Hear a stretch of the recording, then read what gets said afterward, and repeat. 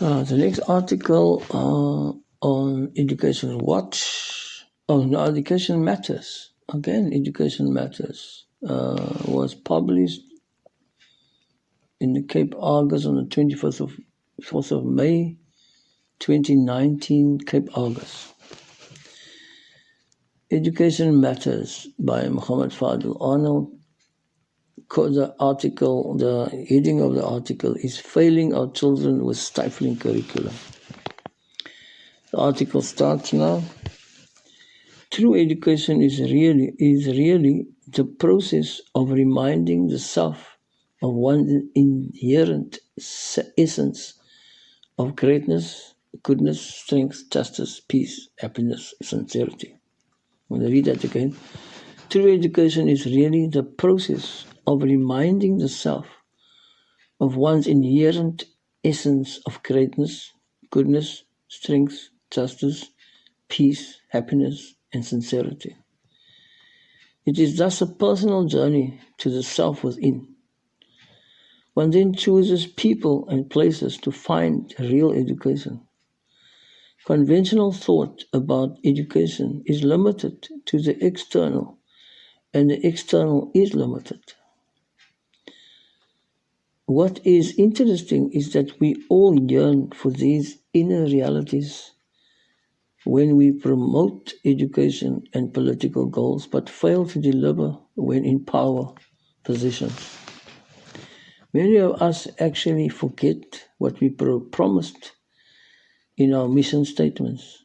This results in protests and academic and media articles calling those in power to justice and fairness. To be in power is to be in a position of trust. It requires officials to open themselves to truth and not to the whims of their political party. It also requires one to know the people you must serve.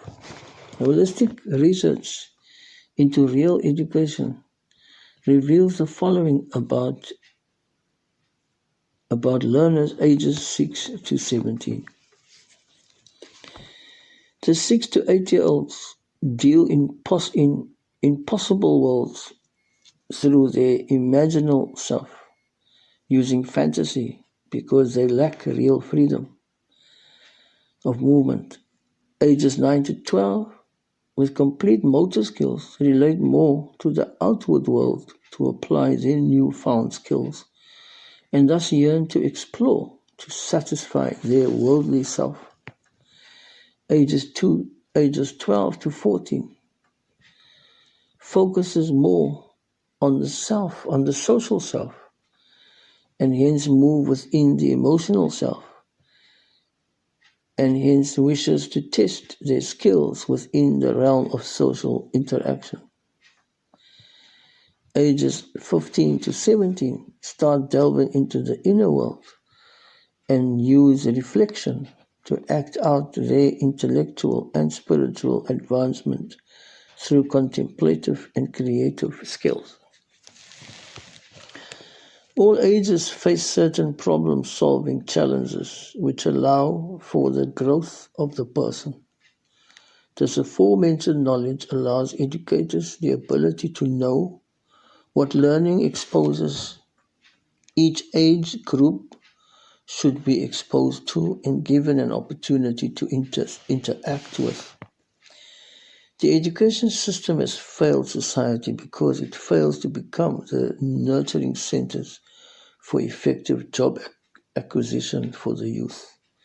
More qualified youth are unemployed, and conventional methods of finding a job, which is taught at schools and universities, are not providing the jobs, but through who you know and your character. If schools liaise with businesses directly, they would ensure that every young eligible youth member at their school will have a job through the school's recommendations. Such a direct liaison between companies and the schools will have qualitative and dynamic influences on what is taught, Bullying and other school crimes are due to a lack of positive, supportive, and caring activities at school. Young people primarily want to work to earn a living for themselves and their struggling parents. Sitting in a school with inappropriate, aimless, outdated curricula breeds boredom, frustration, stress, and the eventual release of the negative energies into social ills.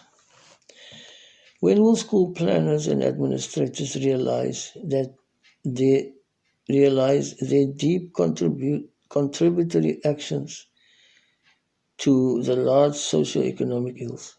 When when will school planners and administrators realize their deep contributory actions to the larger social economic ills? There is not a minister, advisor, principal, or teacher who does not know that the educational model has failed because they are parents and they experience what schools do to their own children.